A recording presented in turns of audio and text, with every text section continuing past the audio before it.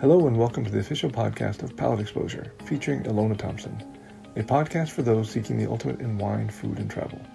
Each week she interviews winemakers, chefs, celebrities, and a variety of guests that shape the way we enjoy life.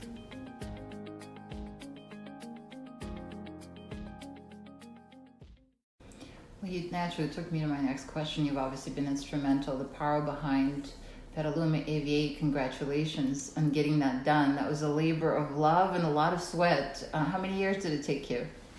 Well, it's interesting. It took about, I would say that between the time that we started fantasizing or talking about trying to understand it and it happening, it was about 10 years, wow. 8 to 10 years. I as you see it clearly, I'm always going forward, so I never know how long things took. I just know what we want to do next. But it was a real it was a part of that need to find and understand who we were. And I now see that, as you said, the aha moment. For me, understanding where we had bought I didn't choose where we bought the property. I didn't even choose the first varietals that we planted. And so it's sort of, I had to understand who we were without having chosen who I was.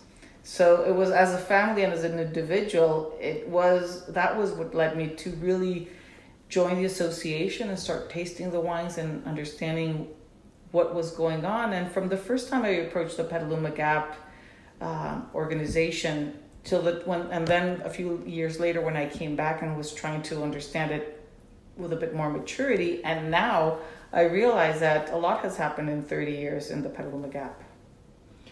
So you're describing, in a way, kind of coming into your own and getting to know who you are, either personally or if you scale it to a region, and being self-aware and understanding that there are particular aspects of it that are worth highlighting, and that actually probably, and I'm going to let you comment on that in a moment, I aimed towards making sure the consumer understands that they're drinking wine from a specific region that has those characteristics. And should they appeal to that particular consumer, there's that distinction really on their table. It's not just a political term, a geographical term.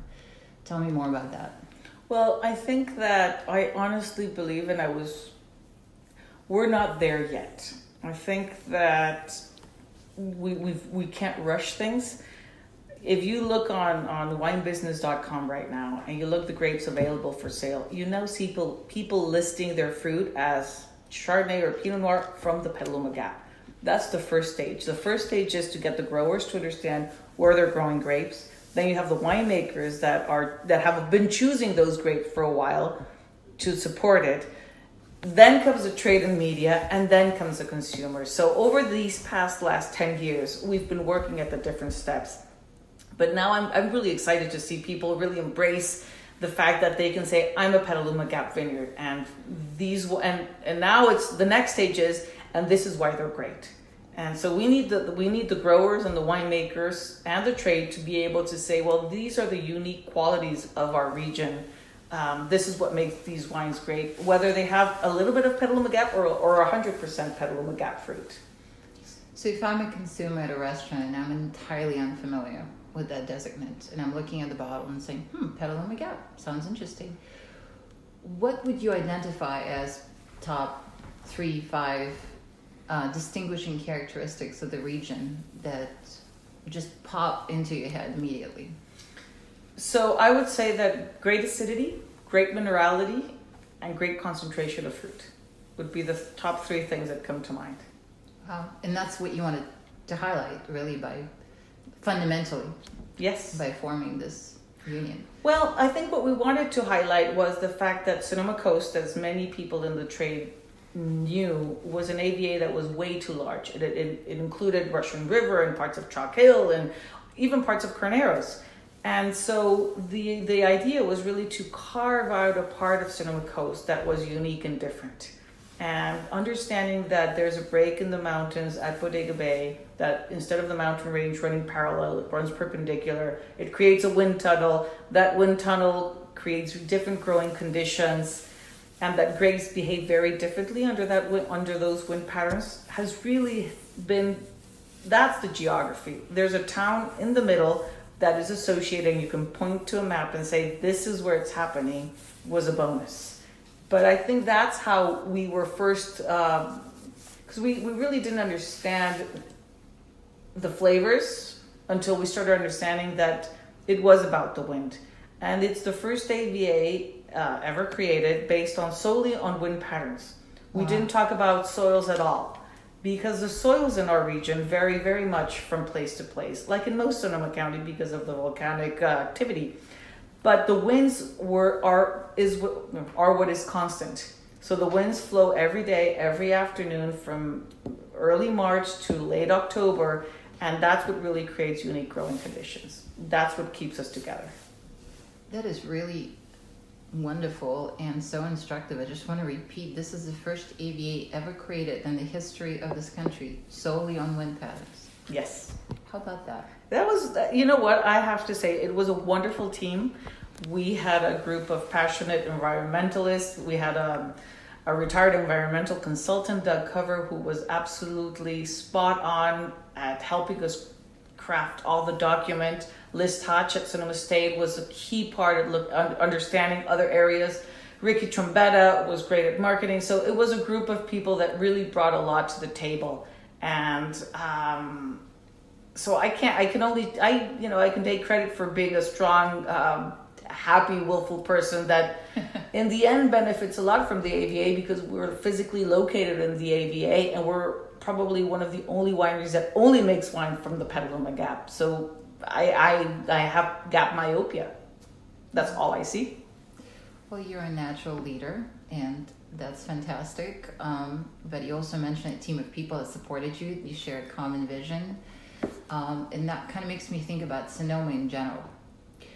Sonoma, I think in terms of perception, often is the place where there's a lot of camaraderie, a lot of information sharing. It's really a communal place. Tell us a bit about that, about your experience living and working there. Well, what's fantastic with I came from biochemistry, pharmaceutical industry eventually led to it, where you don't share any secrets. On the other hand, you have five winemakers who buy fruit from your property. They pick the same day from the same blocks, and they make 5 different wines. How can you not share anything that it is such a personal, so many decisions that will alter, and people share because it is very hard to replicate. Of course, there's things that you can improve and it helps, but for some reason once somebody told me that the only industry that was harder than the wine industry was the film industry. Because a great director maybe will make 5-7 movies in their lifetime. And the winemaker may make 25, 30, harvests in their lifetime. So every harvest is kind of, it's 25, 24, 23. So you want to make the best out of each harvest that you have.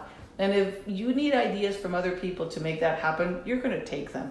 And you're going to just follow with them. So I think that's part of what's really great. And it is a community that, my kids go to a school where everybody lives so far away that if we don't help each other and we don't do sleepovers and you don't help carpool somebody, you're never going to be together. There's a lot of distance between us, physical distance. So if we don't work at emotionally being close together in a tight-knit community, it really makes it hard. I think people in cities don't understand that living out in the country means that I don't have a neighbor.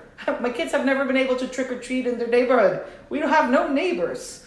So we've always been lucky that, Petaluma will go down and do trick or treating on D Street. Because if not, my kids would never see another neighbor. So I think that when you live out in the country, you really come to rely on neighbors that are a little bit farther away.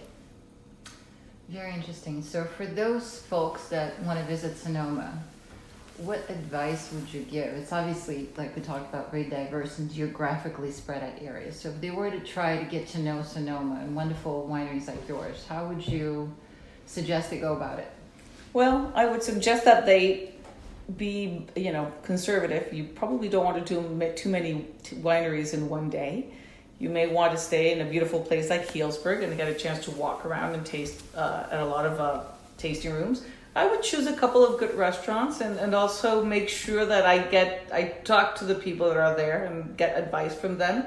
I think it's always a good industry that tells you where to go and what to taste. But I would choose a region and I would plan on if you're in Petaluma, you can most likely do Petaluma, Sonoma, the southern part of the county. If you're in Healdsburg, you're probably going to be doing the northern tip of the county. So I would say just choose a city and stay within 50 miles of that city.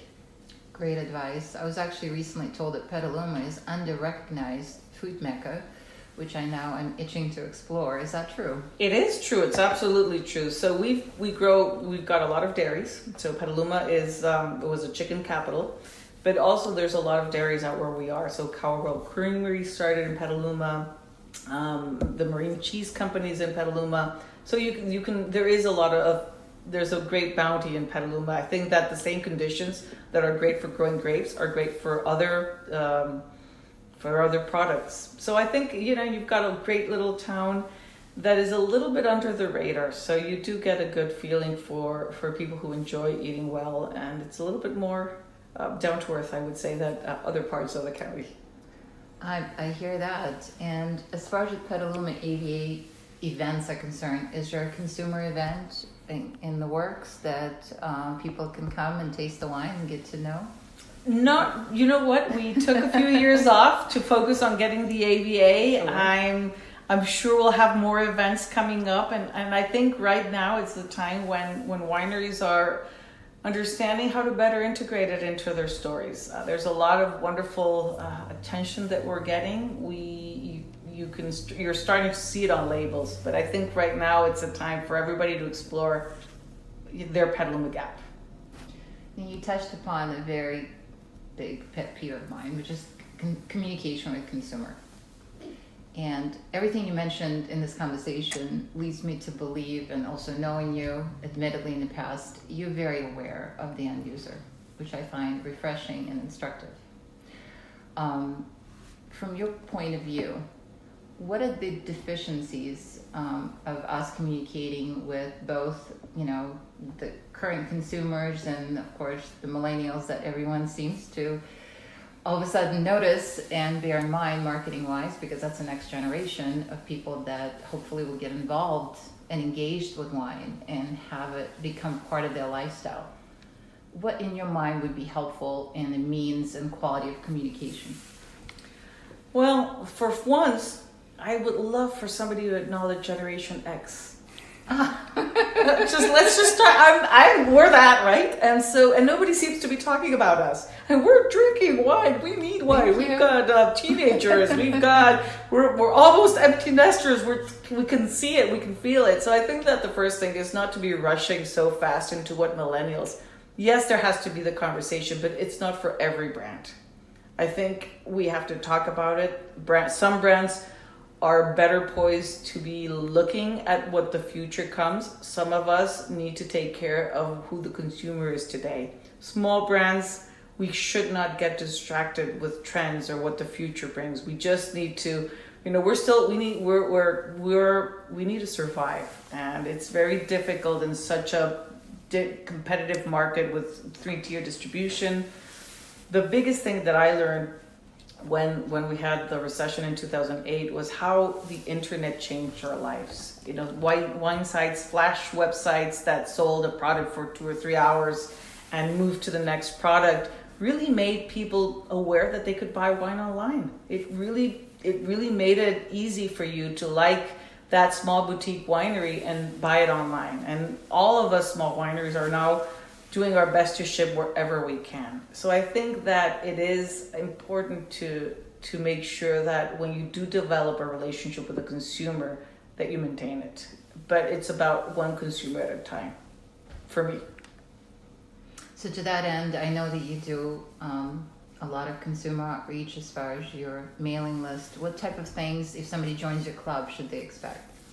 Well, we do a lot of events at the property. We're also doing events outside of the property at different markets where we're starting to see that we can take care of our consumers or our friends. And we're trying to be both the same hospitable, friendly family that we are at home and abroad. So that's what you can expect from us. And you're doing a cruise, is that correct? We're doing a cruise in November. So a few years ago, we did a cruise down the Rhone, and we loved it. We did it with a Petaluma Gap. So I thought I'd do it now, one with our friends, and we're going on the Danube, going down and visiting a couple of beautiful sites there. Oh, how cool is that? Did you choose Danube? I chose the Danube because they told me it was the most beautiful sightseeing of all the. I loved going down the Rhone River because it was wine country and it was great, but they tell me that you can really relax on the Danube and just enjoy the views from the boat. Wow. Well, there's still space available. There's Can still people look at your website? They can look at our website, and there's a link there to Wine Expedia, which is the company that's helping us put it together. And Perfect. it'll be fun. I even convinced my sisters and my dad to come on board with us. Oh, wow. And do you have to be a club member to sign up? No, anybody can sign up anywhere in the world because we're meeting there. Wow. That's fantastic. And your wine will be present? We will be hosting a couple of the dinners there and making sure that people enjoy. So it's kind of I always say that we will be your entertainment on board. That's great. Well, I have been around Anna for a number of years, and I can attest to the fact that she's phenomenal company. She's witty, sharp, just a great friend. So anybody that chooses to be around her for that cruise or just in general is a lucky person. Thank you, Alona. It's been great to see you develop also as a writer and as a spokesperson for wineries and luxury products. Thank you. It's an honor to know you, and it's a dialogue that I hope to continue into the future. I look forward to it. Thank you. So I realized that we're entirely in miss. It's almost unforgivable sin. We had a beautiful bottle of wine that was chilling in the fridge that we didn't get a chance to taste. It's a 2013 Keller Estates Vineyard Sonoma Coast Chardonnay. And we just opened the bottle and we're all swooning. Anna, first impressions. Well, it's always, you were asking me the three attributes of the Petaluma Gap, and I think this wine shows you that it's got acid, it's aging beautifully, and it's all about the Petaluma Gap. It's got the minerality, and I know that California, I always say you can't hide California in our wines because you want that fruitness. It's what we're about. But it's also beautiful to see how they can develop different flavors and different aromas. And I love aged to a Chardonnay. Who doesn't like a white Burgundy? But so the wind gives us that beautiful acidity. And where we're located within the Gap, which is right across the Petaluma River, which were the old seabeds of the San Pablo Bay, gives us great minerality. And for me, this wine gives you that kind of nice, bright, acid, sort of kind of older, not as fruit forward, but really nice baked aromas and flavors, but great mouthfeel. So what I love is that the mouthfeel that I try to create back when we started in 2003 is still there, and it gives you a nice long, kind of a nice, really long finish. And again, I love this. For me, the La Cruz Chardonnay has always been my comfort wine. So some people have comfort food, I have comfort wine. And this is my Friday afternoon wine because I can have a glass with no need to have any food next to it. So I come home, I open a bottle, and then I can think about the weekend. Those are my tasting notes. Wow, I think that's one of the best tasting notes I've ever heard because actually I was thinking very similar things. I was thinking comfort. That's definitely the word that was in my brain as I was smelling and tasting it. It is like an old friend. You just want to relax with them. You don't really need to talk. But they're there. They're completely present. This wine is complete. What you described is a full story. It's got beautiful aromatics, great backbone, great acidity, and a really long finish. And if any of those elements are missing, the story's incomplete. So I really appreciate this. This is the proof of everything that we've discussed. This is the wine that's made in the vineyard. It's definitely vineyardist project. I can see that gravitas. I can see tasting this wine how much work and thought went into the viticultural aspect of it.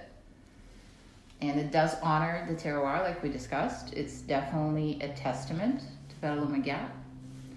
And I think those distinguishing characteristics are self-evident, after you taste the wine, of course. But I think what's really cool about it is how wine can become a friend.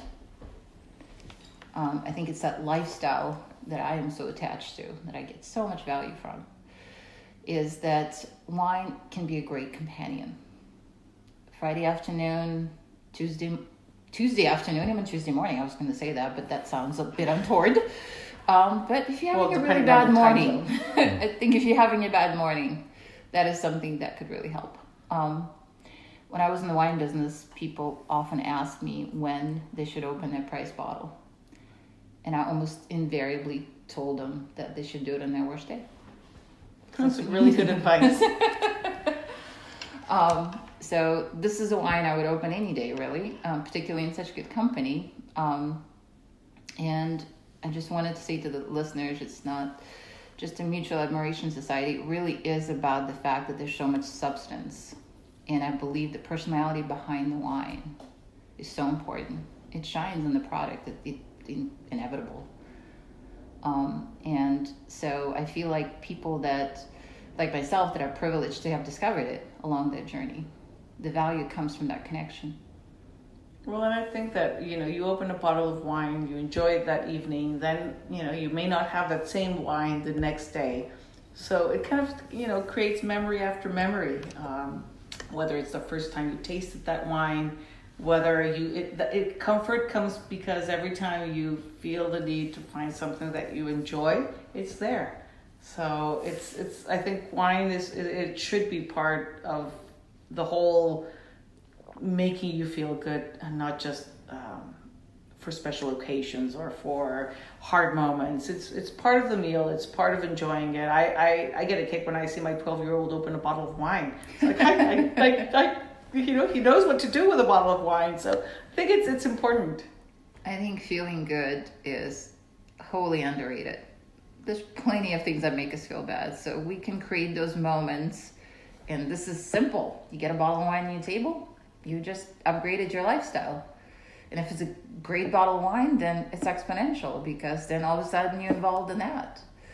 So it's really important to take the time and be mindful of what feeling good is about, and create this for ourselves in our daily life. We don't have to wait till Friday evening to feel good, hopefully. And speaking of which, we had a fun discussion in the interim about what it's like feeling good and not feeling good in the restaurant scene sometimes. And Ana told me a story, and I really want you guys to hear it, because it happened to me, and I think it happened to a lot of us ladies in a restaurant setting. I have no idea, but for some reason, a lot of sommeliers still hand the wine list to the gentleman at the table. Tell us about this.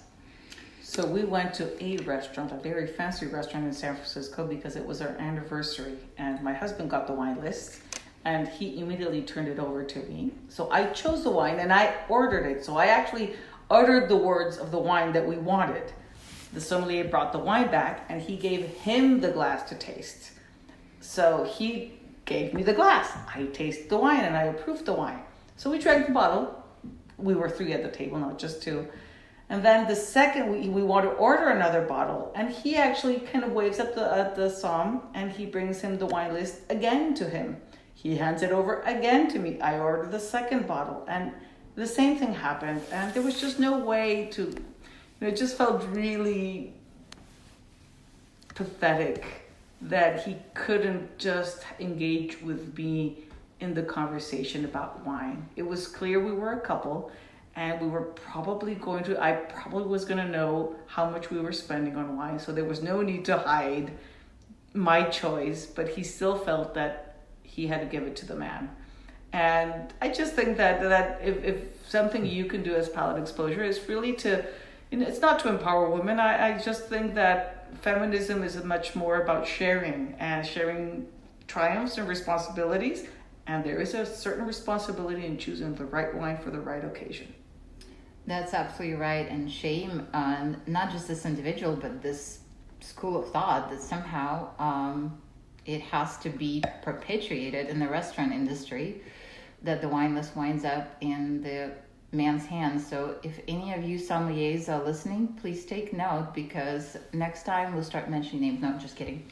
But on a serious note, it is kind of a pervasive and unfortunate, excuse me, issue that has not, even in today's climate, hasn't stopped, which kind of blows my mind because there's so much more awareness.